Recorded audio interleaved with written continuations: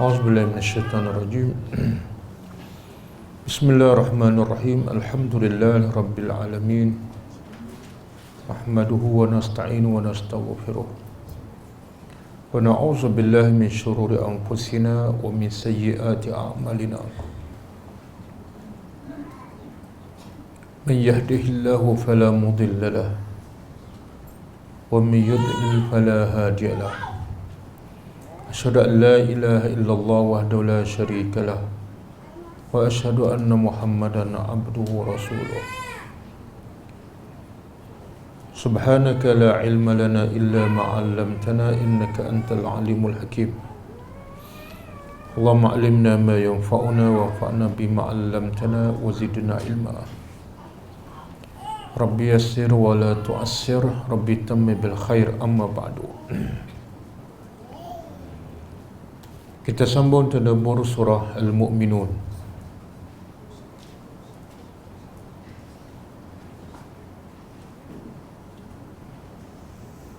Kita masih dalam kisah Nabi Nuh.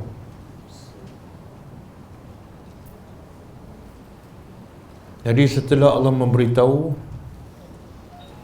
tentang kebesarannya melalui ciptaan manusia daripada setitik air mani sehinggalah menjadi lelaki ataupun perempuan yang boleh melakukan apa sahaja. Kemudian Allah menciptakan langit dan bumi sebagai tanda kebesaran Allah dan juga sebagai tempat tinggal hamba-hambanya. Kemudian Allah beritahu Dia menyediakan segala kemudahan dan rezeki kepada manusia daripada air, kemudian tumbuh-tumbuhan, buah-buahan. Kemudian Allah beritahu akhirnya walaupun Allah mencipta manusia dengan penuh rahmat dan kehebatannya, dan Allah dengan rahmatnya juga memberi tempat tinggal yang selesa dan memberi rezeki sepanjang masa, tapi akhirnya manusia masih tidak kenal Allah dan masih kufur kepada Allah. Maka selepas itu Allah memberi contoh antara manusia-manusia yang kufur kepada Allah daripada awal lagi, iaitu ketika zaman Rasul yang pertama, iaitu Nabi Nuh alaihi salam.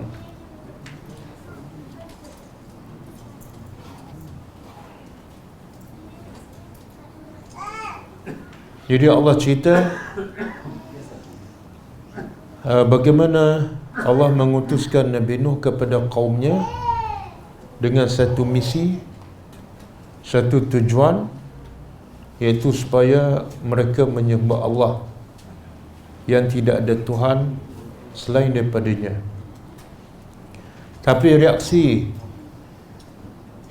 jawapan pembesar-pembesar kaum Nabi Nuh ialah mereka menolak dakwahnya dengan memberi beberapa alasan. Alasan pertamanya ialah Nabi Nuh adalah manusia. Jadi manusia kepada manusia tidak ada kelebihan bagi mereka. Jadi sepatutnya Rasul itu adalah dari kalangan malaikat. Yang kedua, mereka menuduh Nabi Nuh hanya untuk mencari kemasyhuran. Dan yang ketiga, mereka menuduh Nabi Nuh membawa ajaran yang baru yang mereka tidak pernah dengar pun daripada nenek moyang mereka. Jadi Islam ni tabiatnya melawan arus.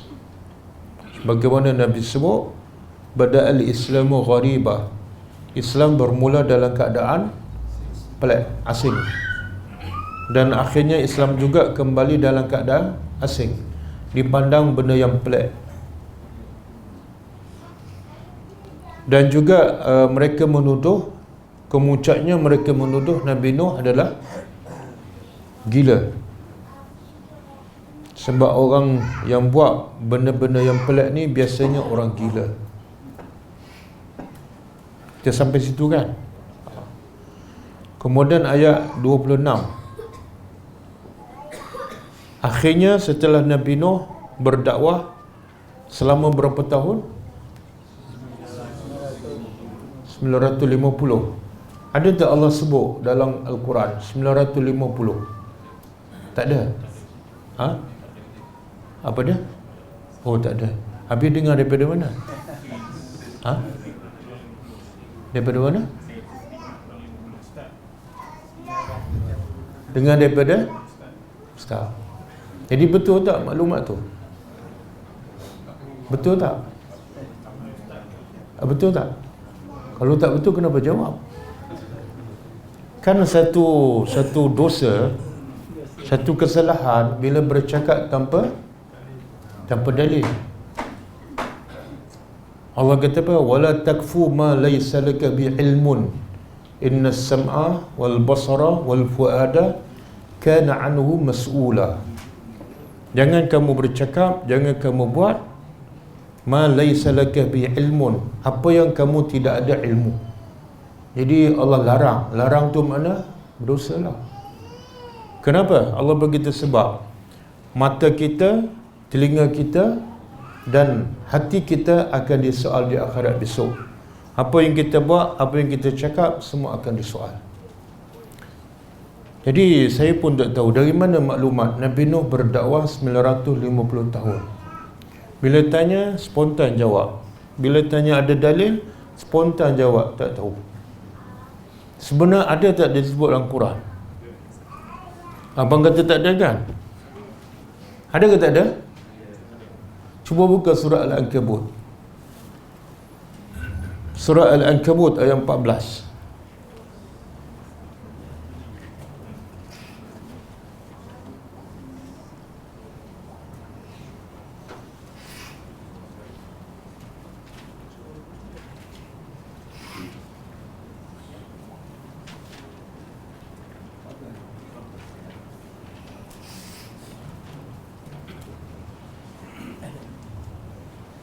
Cuba tengok Quran, tengok ada ke tak ada.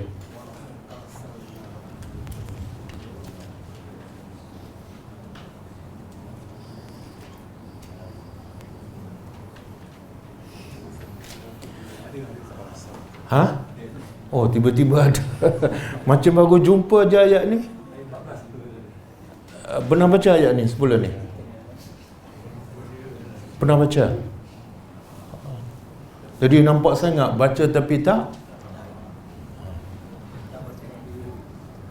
Itu salah satu bahayanya apa dia? Sebab selalu duk baca surah yang sama. Yasin 3 kul, Yasin 3 kul. Tak jumpa lah Al-Ankabut. Jadi Allah kata apa? Dan pasti sesungguhnya arsalna, kami telah utuskan Nuh, Nabi Nuh ila qaumihi, kepada kaumnya.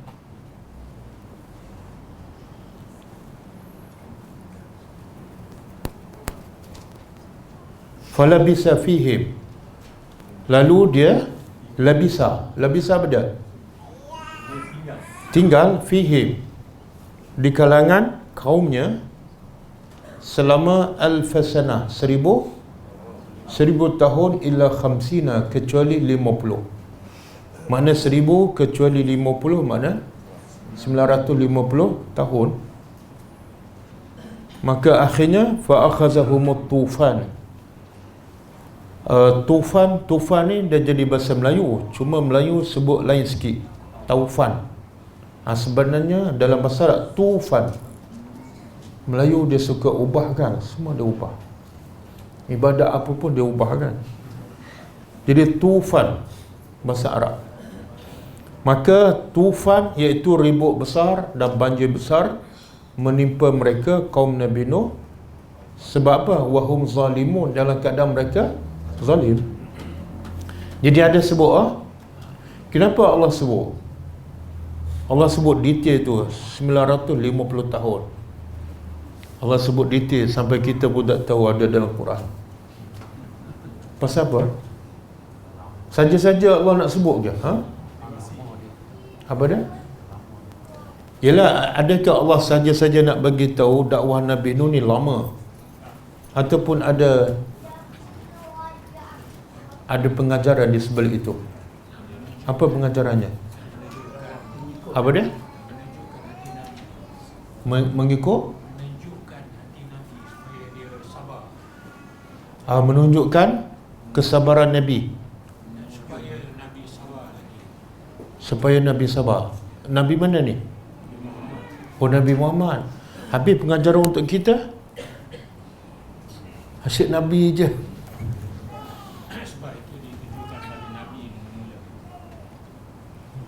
Betul lah, ayat kisah Nabi Nuh untuk memberi pengajaran kepada Nabi Muhammad sebagai hiburan. Jadi kalau Nabi Nuh 950 tahun boleh sabar, Nabi Muhammad hanya berapa tahun Nabi berdakwah? Bukan 23 tahun. 23 tahun je. Takkan tak boleh sabar? Beza tu 950 tahun dengan 23. Jadi Nabi, takkanlah aku tak boleh sabar? Malulah kepada Nabi Nuh. Kalau Nabi Nuh 95 tahun pun dah aku malu. Ini 950 tahun. Itu satu pengajaran untuk kita.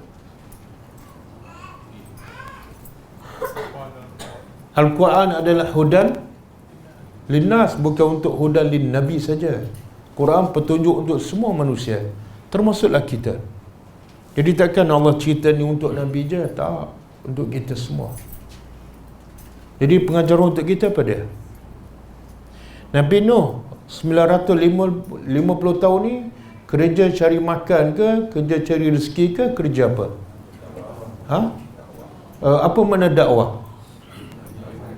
Ajak orang supaya sembah Allah. Dan Nabi Nuh ada keuntungan tak? Diberi upah tak? Maksudnya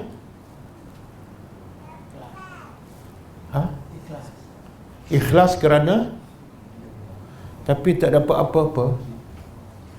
Kalau buat tak dapat upah dan sanggup sabar selama 950 tahun, kita kalau kerja kat dunia dapat gaji pun tak sabar, mana teruklah.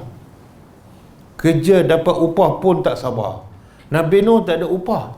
Tak ada upah. Allah sebut jelas, in ajriya illa ala Allah. Tidak ada upahku melainkan Allah saja. Tapi tetap dia sabar selama 950 tahun. Kenapa dia tak ada upah dia sabar? Kita kadang-kadang ada upah pun tak sabar. Kenapa? Sebab yakin. Yakin dengan janji-janji di akhirat.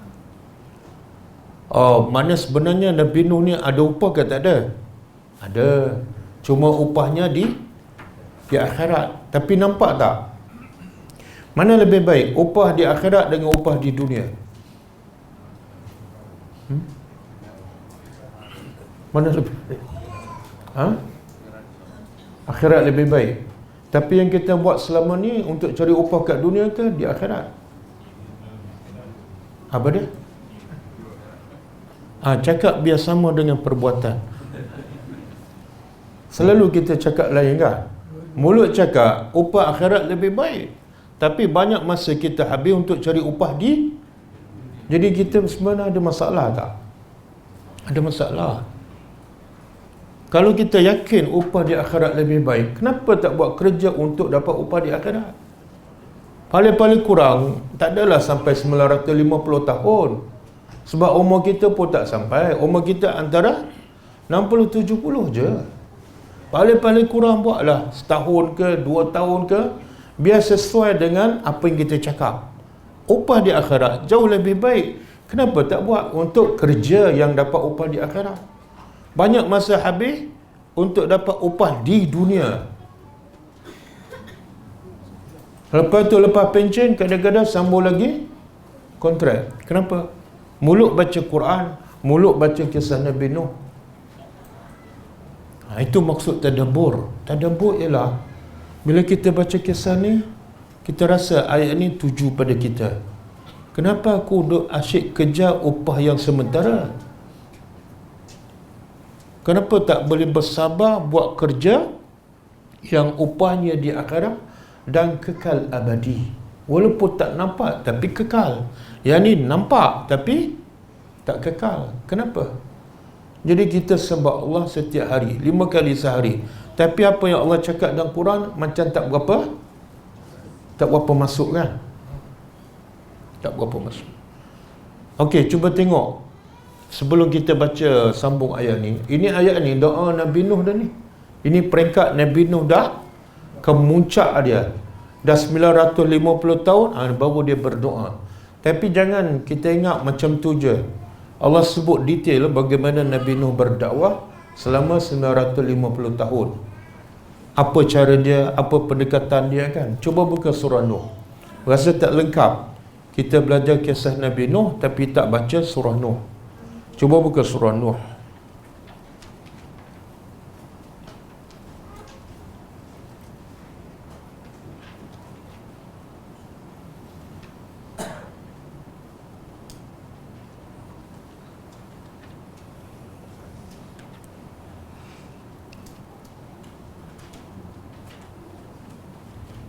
Surah 71.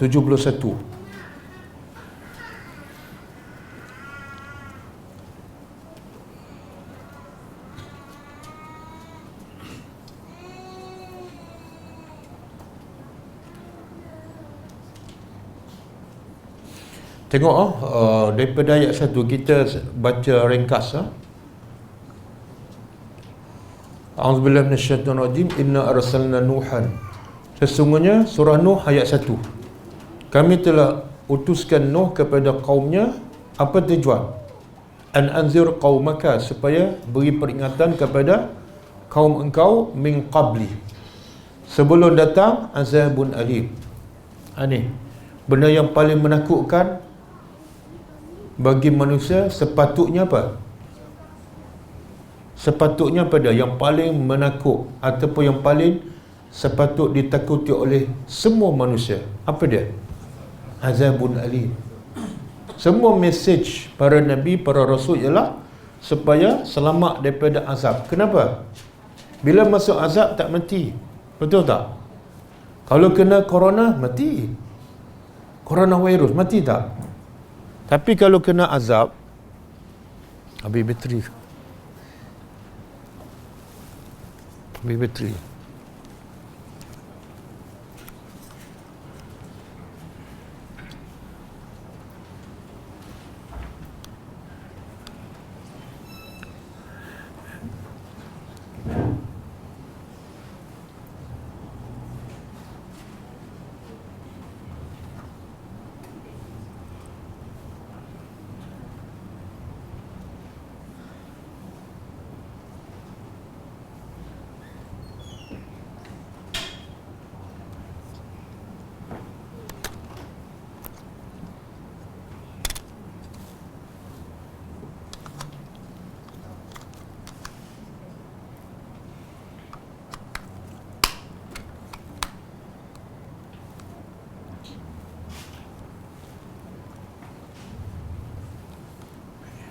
Okey.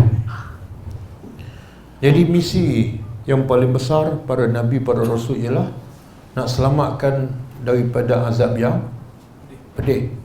Sebab apa? Bila masuk neraka Allah kata summa la yamutu fiha wala yahya.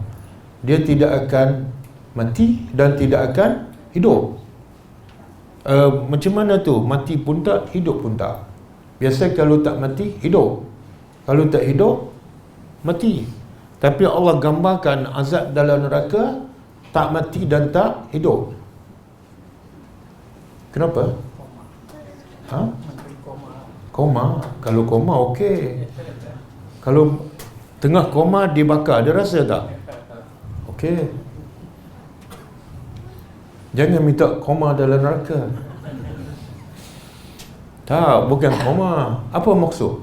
Cuba rasa Allah sayang pada kita sampai Allah bagi tahu keadaan dalam neraka ialah la yamut, tak mati, wala yahya, dan tak hidup.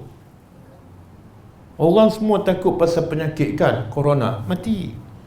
Kadang-kadang tak ada tanda, tumbang, habis. Tapi lepas tu Lepas tu ke mana ni kalau dia tak beriman? Ke neraka, tak tumbang-tumbang. Makan pula apa dia? Kalau lapar, minum darah bercampur dengan nanah. Air panas yang mendidih, bila dituang je, menggelupas kulit kepala.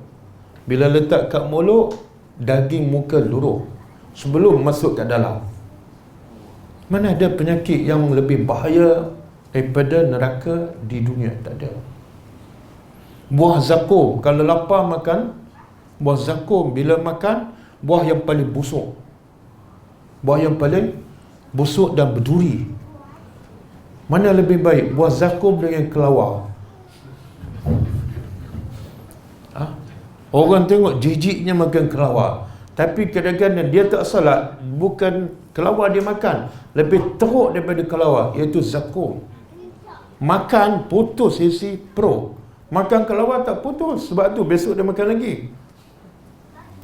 Cerita-cerita akhirat ni tak sampai pada manusia.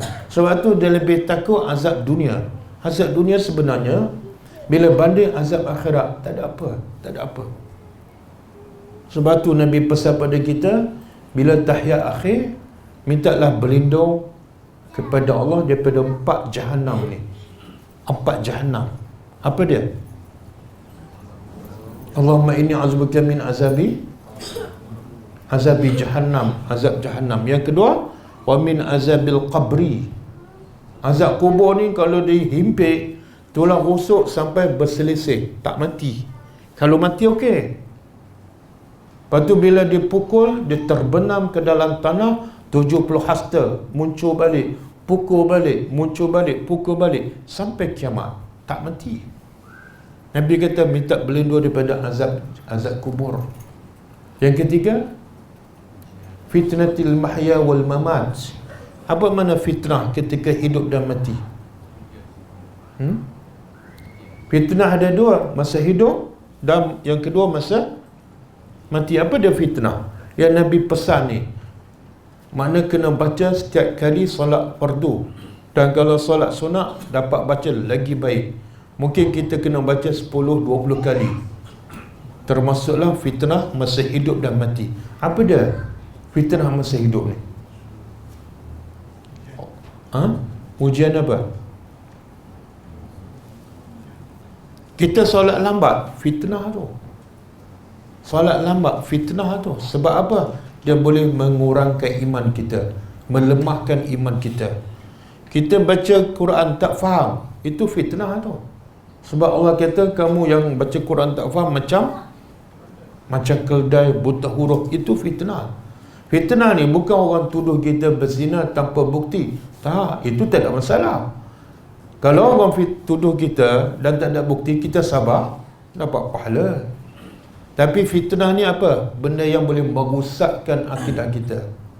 Kita syirik pada Allah, kita tak solat, kita buka aurat, kita solat malas. Itu semua fitnah masa hidup. Fitnah masa mati apa dia? Kata ulama, bila masuk kubur je, soalan dah bocor, soalan dah hafal, tapi tetap tak boleh jawab. Itu fitnah masa mati. Jadi sekarang orang semua manusia satu dunia ditakutkan dengan benda yang sebenar tak adalah besar sangat bila dibanding dengan 4 benda ni. Yang keempat, fitnah Dajjal. Ni 4 benda ni tak diwar-warkan sampai orang buat benda yang boleh menjahanamkan dia. Tapi kalau dengar penyakit corona, dia sanggup tak pergi berjalan, dia sanggup habiskan duit. Tahu tak berapa negeri China habiskan belanja untuk mengelak daripada penyakit ini? Tahu tak berapa? Saya pun tak tahu.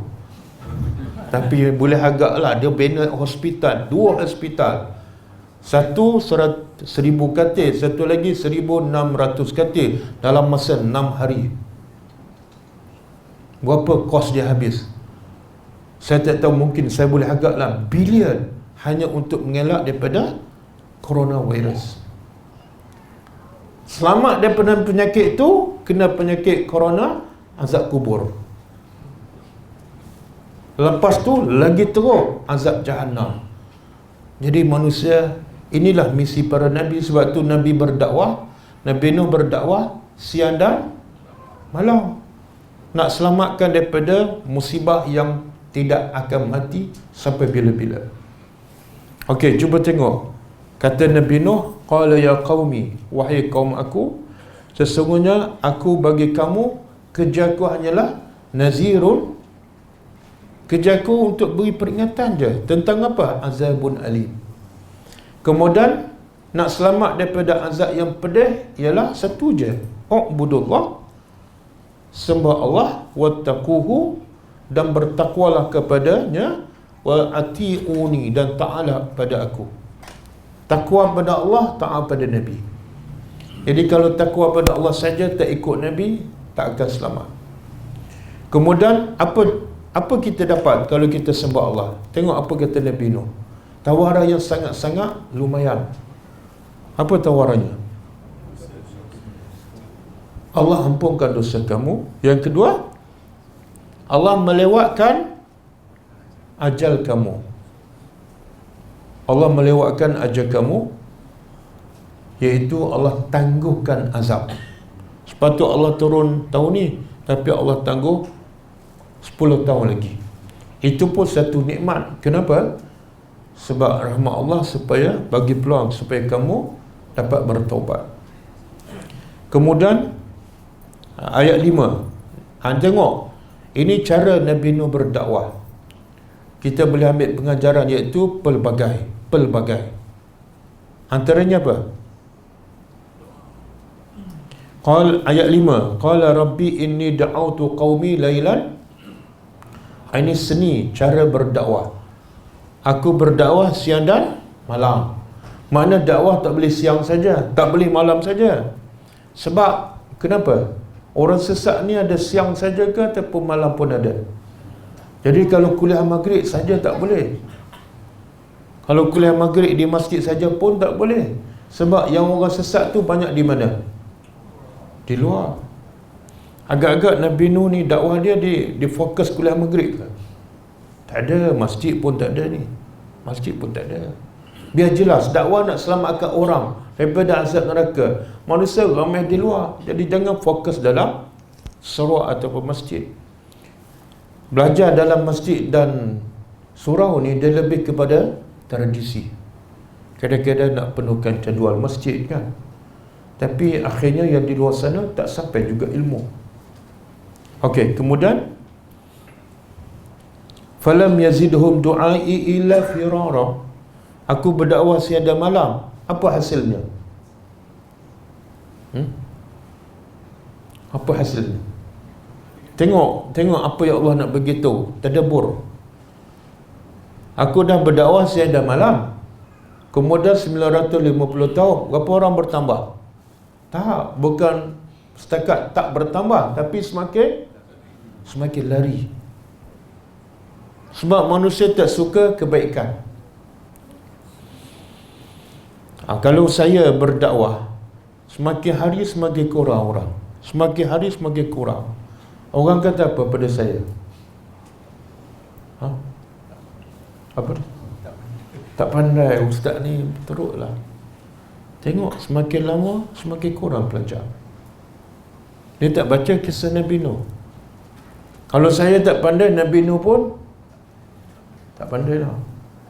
Tapi kalau itulah ukuran dia, semakin kurang, makna tak pandai. Semakin bertambah, guru terhebat. Makna Nabi Nuh dengan saya, mana lebih hebat? Kalau ukurannya ramai ataupun sedikit pengikut, salah tu, salah. Allah nak mengajar benda yang baik ni bukan mesti ramai, dan yang ramai tu bukan mesti betul. Bukan mesti betul.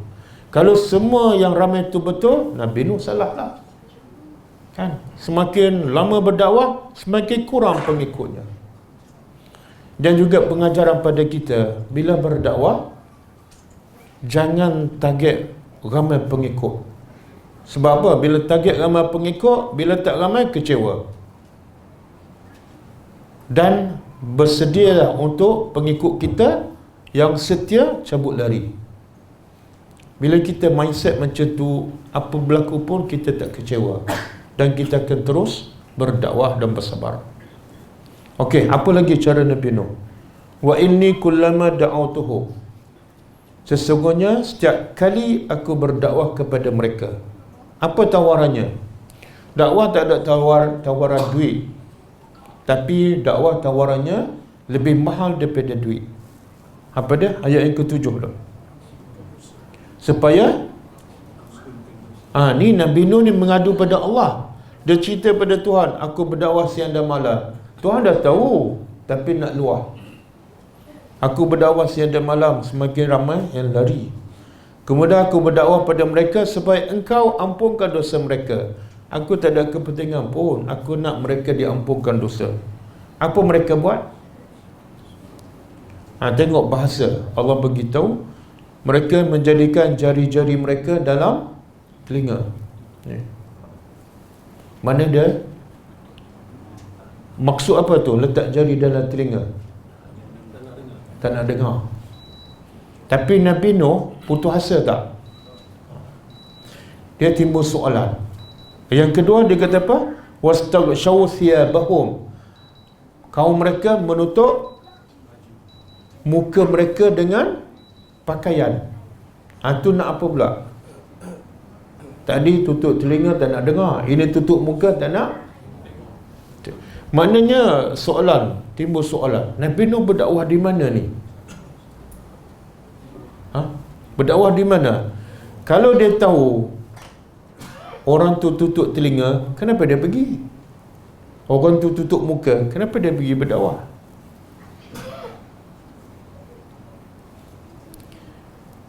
Soalan. Jadi Nabi Nuh berdakwah di mana?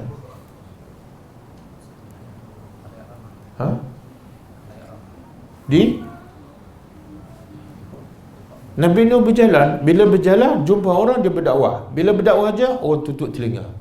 Kalau nak jemput, jangan haraplah dia tak akan pergi. Ini yang jenis tutup telinga, yang tutup muka ni tak akan datang kalau dijemput. Mana mereka daripada awal lagi tak suka. Tapi Nabi Nuh tetap pergi. Bila terserempak, terjumpa, Nabi Nuh tetap cakap, walaupun setiap hari mereka tutup telinga dan tutup muka. Sabar Nabi Nuh kan. Kita kalau agak-agak lah, kalau kita berdakwah, orang tutup muka dan tutup telinga, agak-agak berapa hari bertahan? Agak-agak sekali. Agak-agak besok datang lah. Teruk tak? Satu hari je. Cuba bayangkan sabarnya Nabi Nuh 900. Ya Allah, tak boleh bayangkan 950 tahun.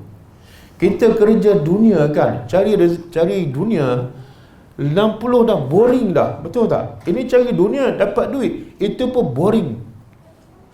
Ini kerja tak ada duit, tak ada upah. Orang tutup muka, tutup telinga. Nabi Nuh tak pernah putus asa dan tetap sabar. Besok pergi lagi, lusa pergi lagi, tahun depan pergi lagi, lepas 900 tahun pergi lagi. Luar biasa Nabi Nuh. Jadi ambillah pengajaran, pergilah buat kerja yang terbaik. Dan bila ada sikit hujan, ingatlah kisah Nabi Nuh. Sebab saya tak tahulah selamat tak. Kalau setakat pergi solat balik, pergi belajar balik, saya tak tahu selamat ke tak. Saya tak tahu. Kalau tengok ayat-ayat yang lain tu macam tak selamat aja.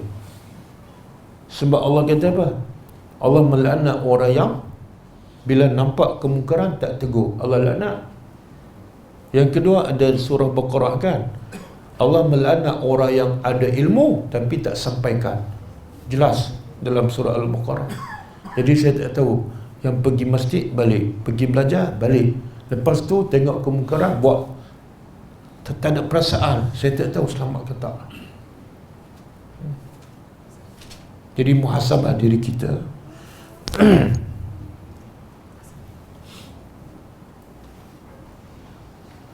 Okey. Hazan, okey.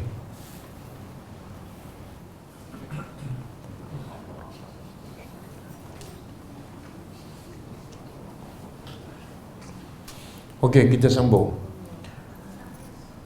Kemudian wastakbaru wa asarru wastakbaru istikbara. Semakin lama Nabi Nuh berdakwah, semakin mereka sombong. Kemudian Nabi Nuh bagi tahu, dia pelbagaikan lagi dakwah, iaitu ayat 8. Summa inni da'awtuhum jihara. Kemudian aku berdakwah mereka dengan suara yang terang, secara terbuka. Summa inni ayat 9 a'lantu lahum wa asrartu lahum israra. Dan ada ketika aku buat secara rahsia daripada rumah ke rumah. Mana Nabi Nuh pelbagaikan cara dakwah. Kemudian ayat 10 wa qultu astaghfiru rabbakum innahu kana ghaffara. Ini cara dakwah, iaitu memberi tawaran. Dia panggil taghrib, memberi dorongan untuk beriman. Apa dorongan apa ni? Iaitu bila kamu bertaubat kepada Allah, bila kamu beriman, ada tawarannya, ada habuannya. Apa habuannya? Ayat 11. Yursilis sama'a alaikum, Allah turunkan hujan dengan hanya apa? Bertobat. Jadi di sini juga Allah nak beritahu antara punca rezeki ialah beribadat kepada Allah, bertobat kepada Allah. Tapi ramai yang cari rezeki dalam dosa. Mungkin dapat, tapi itu adalah istidraj. Dan kalau rezeki kita akan dapat, walaupun rezeki itu datang daripada jauh, selagi mana kita belum sampai ajal. Ada satu kisah Syekh Atiyah daripada ulama di Masjid Nabawi. Dia cerita ada seorang lelaki jatuh perigi. Kemudian datang orang nak ambil air, nampak lelaki tersebut. Lalu dia angkat, keluar, sihat walafiat, tak ada apa-apa. Kemudian dia beri susu padanya. Dia beri susu pada lelaki yang jatuh perigi itu. Lepas dia minum susu, orang tanya dia, macam mana kamu boleh jatuh ni? Dia buat lakonan. Saya duduk tepi perigi ni, tiba-tiba terjatuh. Masa dia buat lakonan, jatuh kali kedua. Dan bila jatuh kali kedua, mati. Jatuh kali pertama tak mati. Apa pengajarannya? Apa pengajaran? Pengajarannya ialah dia jatuh kali pertama tak mati sebab rezeki dia belum habis, iaitu satu gelas susu. Allah bagi dia hidup dan naik semula untuk habiskan rezeki dia. Bila habis susu tu, mana rezeki dia habis, mana ajal dia dah sampai, dia pun jatuh dan mati. Ya Allah, pengajarannya jangan takut pasal rezeki. Siapa bawa susu tak tahu, dia tak bekerja pun. Kerja apa? Jatuh perigi. Orang bawa susu untuk dia duduk dalam perigi. Sebab apa? Sebab Nabi dah bagi tahu seseorang itu tidak akan mati sehingga rezekinya habis. Yang tu yang kita takutkan. Tapi yang ramai manusia tak takut ialah dosa. Dosa tak rahmat kepada orang, dosa tak sampai ke ilmu, dosa tak peduli kemungkaran berlaku. Yang tu ramai yang tak bimbang. Yang dibimbangi ialah rezeki tak cukup. Rezeki di akhirat lagi tak cukup, dia tak ada masalah. Okey? Jadi Nabi Nuh tawarkan apa? Kalau kamu nak dunia, nak rezeki, okey, bertaubat kepada Allah. Daripada kemarau, hujan tak turun, dengan taubat, hujan turun. Yang kedua, Allah bagi apa? Wa yumdidkum bi amwalin. Dengan kamu bertaubat, Allah bagi harta. Nak harta, ada tawaran dia. Bertaubat, taat pada Allah, Allah bagi amwal, harta. Wa banin, yang mandul, yang tak beranak, dah kahwin 10 tahun, bertaubat, dapat anak. Dan wa yaj'al lakum jannat, Allah bagi kebun-kebun yang lebat, Kerana apa? Kerana bekerja ke kena bertaubat? Bertaubat. Boleh. Tapi lepas bertaubat kena pergi kerja lah, jangan duduk kat rumah. Sebab bertaubat, apa makna bertaubat? Kembali kepada Allah dan taat pada perintah Allah. Allah suruh tak bekerja.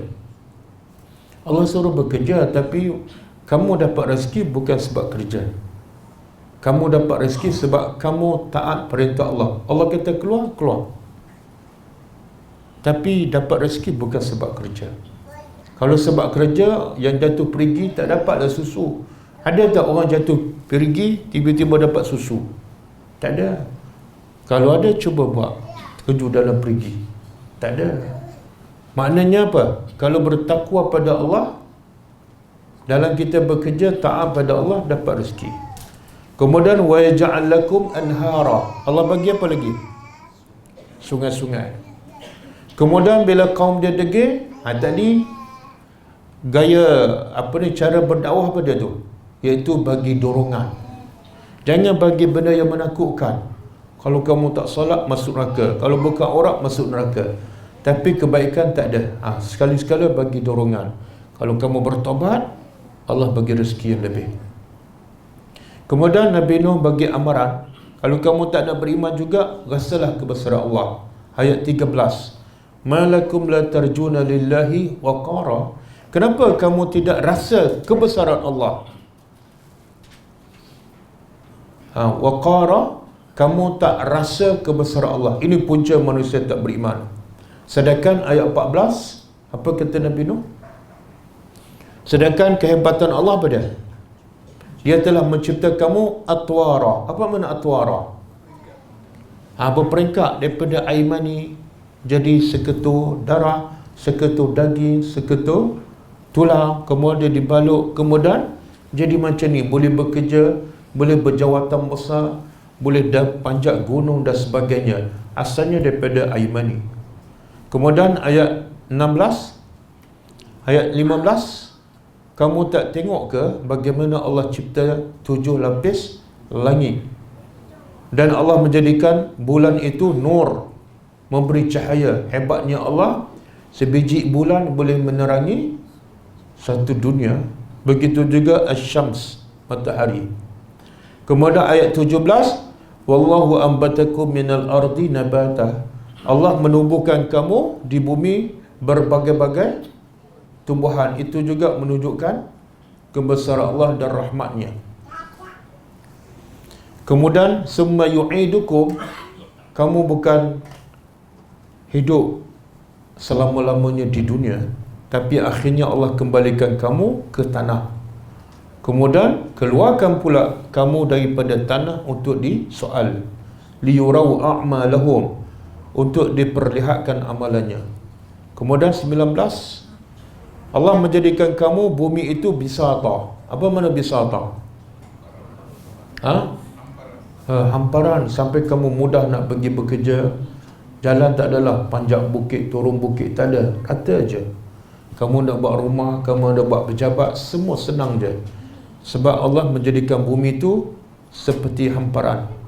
Litasluku minha subulan fijaja, supaya kamu senang berjalan dan mencari rezeki. Kemudian Nabi Nuh mengadu lagi pada Allah. Ayat 21. Wa qala Nuhur Rabbi. Nuh berkata, wahai Tuhanku, innahum asawni, sesungguhnya mereka derhaka pada aku, wattaba'u, dan mereka ikut apa ni? Man lam yazidhu maluhu wa waladuhu illa, mereka ikut apa yang tak menambahkan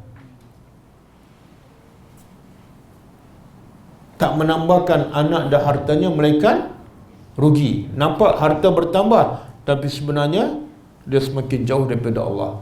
Nampak dapat anak, tapi sebenarnya semakin jauh daripada Allah. Wa makaru makran kubbara, dan mereka menipu Nabi Nuh, menipu orang beriman dengan penipuan yang besar. Kemudian mereka berkata apa? La tazarunna alihatakum. Kaum Nabi Nuh berkata sesama mereka, jangan kamu tinggal Tuhan-Tuhan kamu ni. Yang Tuhan Nabi Nuh tinggal, tapi Tuhan-Tuhan yang kamu sembah jangan tinggal.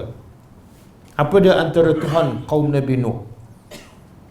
Jangan kamu tinggal. Tuhan mereka ramai. Satu, Wadda. Yang kedua, ini semua nama Tuhan, Suwa'a. Yang ketiga, Yaghus. Yang keempat, Ya'uq. Yang kelima, Nasra. Dia sebenarnya asalnya siapa ni? Asalnya orang alim. Sebab dia rasa orang alim ni ada kelebihan, ada kehebatan, maka dia ukir patung. Asalnya bukan nak sembah, asalnya nak memuliakan, nak meraihkan.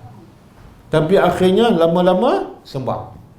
Sebab itu Islam melarang kita menampal gambar di mana-mana, di rumah ke, di ofis ke. Islam melarang. Bahkan Nabi cakap, mana-mana rumah yang ada gambar, malaikat tak masukkan. Sebab apa? Bila tanpa gambar tu ada unsur-unsur memuliakan gambar tu. Ni asal kaum Nabi Nuh bukan nak sembah, asalnya nak memuliakan, tapi akhirnya jadi syirik, dah sembah patung tu, berhala. Jadi mana-mana gambar yang ada kat rumah, jangan pamerkan. Letak kat mana? Dalam album, masuk dalam apa dia? Tak dalam almari je. Jangan tampal. Kalau dah biasa kita tampal ni gambar apa? Gambar apa biasanya? Masa terima ijazah kan? Apa nak dibanggakan? Orang lain terima 5 ijazah, tak ada satu pun gambar. Yang kedua, kita gambar tanpa gambar masa muda kan? Sebab apa? Sebab kita dah tua tak cantik kan? Nak tengok yang muda dulu. Tak, cantik bukan pada gambar, cantik pada hati dan akhlak. Jangan tampar. Yang ketiga, gambar apa? Masa kahwin. Kenapa nak pamerkan? Tak betul. Betul. Siapa-siapa yang ada gambar dalam rumah, jangan pamerkan. Sebab pertama, takut-takut termasuk dalam amaran Nabi, iaitu malaikat rahmat tak masuk. Rumah kalau malaikat rahmat tak masuk, okey tak? Okey tak? Bila malaikat rahmat tak masuk, tak ada kebaikan lah. Tapi jangan risau, malaikat maut masuk. Letaklah gambar macam mana pun, malaikat maut tak kena gambar. Dia kena waktu ajal. Sebab itulah malam Lailatul Qadar semua malaikat turun tak? Kenapa? Sebab malam tu penuh dengan kebaikan.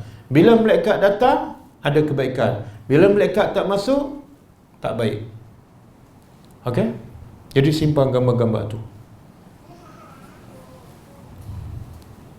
Kemudian, waqad adallu katsira, kaum-kaum ini telah menyesatkan ramai. Wala tazidiz zalimina, dan engkau tidak tambah kepada orang zalim melainkan kesesatan. Mimma khati'athim, ayat 25. Daripada dosa-dosa mereka, ughriqu, mereka ditenggelamkan. Lepas ditenggelamkan, termasuk anak Nabi Nuh kan, dan isterinya, di akhirat besok masuk neraka lagi tak? Tengok Allah kata apa? Ughriqu, mereka ditenggelamkan di dunia, di akhirat fa'udkhilu nara, mereka dimasukkan ke dalam neraka. Kat dunia lemas, mati lemas, di akhirat besok mana lebih baik? Mati lemas ke masuk neraka? Mana lebih baik? Apa dia? Dua-dua tak baik. Tapi mana lebih teruk? Masuk neraka lebih teruk. Tapi ramai yang takut mati lemas, tapi tak takut masuk neraka. Sebab neraka tak nampak. Okey. Bila kaum dia tak berubah selama 950 tahun, Nabi Nuh pun berdoa. Ini doa dia. Ayat 26.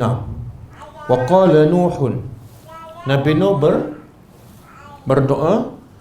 Ini lepas Nabi Nuh berdoa, baru Allah perintah, Allah makbulkan doa dia, dan Allah perintah Nabi Nuh buat kapal. Okey, apa doa dia? Qala Nuhun, Nabi Nuh berdoa, Rabbi, wahai Tuanku, la tazar 'alal ardi minal kafirina dayyara, jangan engkau tinggalkan di atas muka bumi ketika itu seorang pun daripada orang kafir. Mana doa Nabi Nuh supaya semua orang kafir mati. Kenapa? Kenapa Nabi Nuh berdoa semua yang kafir tu mati? Ayat 27. Innaka intazarhum, sesungguhnya engkau, sekiranya engkau biarkan mereka yang kafir itu, kalau tak mati, apa mereka buat? Mereka akan menyesatkan hamba-hamba engkau yang beriman ni, yang katanya ada lebih kurang 80 orang. Kalau engkau tak matikan mereka, mereka akan menyesatkan yang beriman ni. Dahlah sikit, maka mungkin akan murtad balik. Dan kalau mereka beranak pun, wala yalidu illa fajiran kafara, kalau beranak pun tak ada seorang pun yang kafir melahirkan anak, melainkan anaknya juga adalah, jadi tak menguntungkan apa-apa. Baik, matikan mereka semua. Okey, boleh tak doa ni? Kita doakan supaya semua orang kafir mati. Boleh tak? Tak boleh. Yang Nabi Nuh buat ni betul ke salah? Kenapa pula tak boleh, tapi yang ni betul? Ha? Oh, makna kalau dah dakwah bolehlah berdoa. Apa dia? Nabi Muhammad doa tak supaya semua orang Mekah mati? Tak.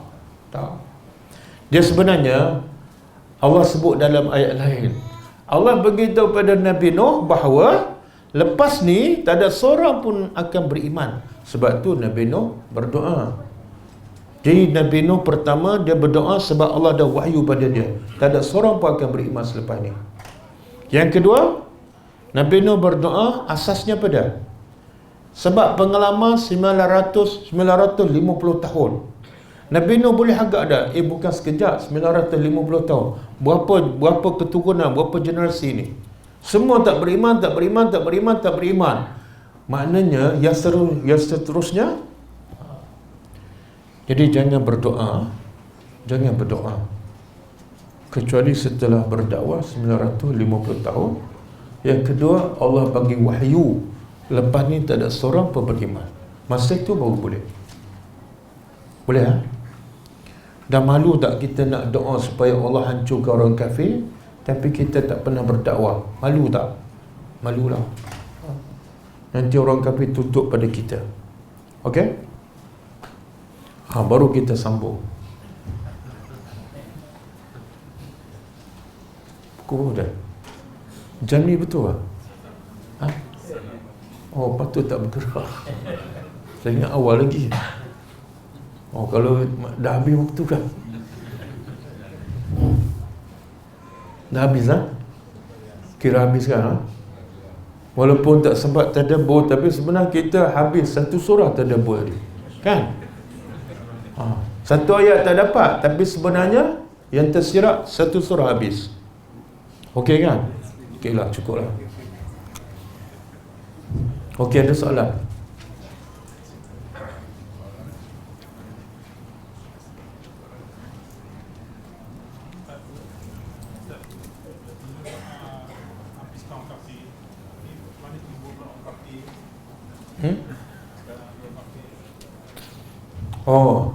Bila Nabi Nuh berdoa supaya matikan semua orang kafir dan Allah makbulkan doa tu, mana semuanya mati, termasuk anak Nabi Nuh, termasuklah isteri dia, sebab dua-dua tu kafir.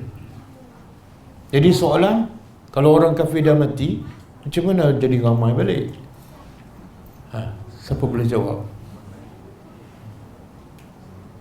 Dia asalnya Adam beriman tak? Adam dengan Hawa asalnya beriman. Macam mana anak boleh jadi jahat? Kan? Anak dia salah seorang adalah tak beriman, bahkan membunuh adiknya. Jadi jawapannya ialah sebab selagi mana manusia ada nafsu, selagi mana manusia hidup, ujian akan sentiasa datang.